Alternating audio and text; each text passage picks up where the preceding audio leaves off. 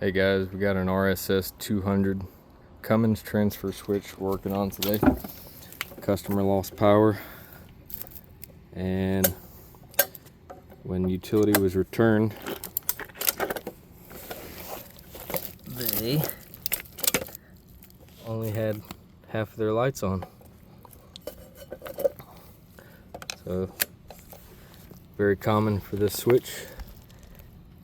This thing is still available at the moment, so we are replacing it. New part is in, just reversing the process. And then she is now all back together, ready to go. Y'all stay safe.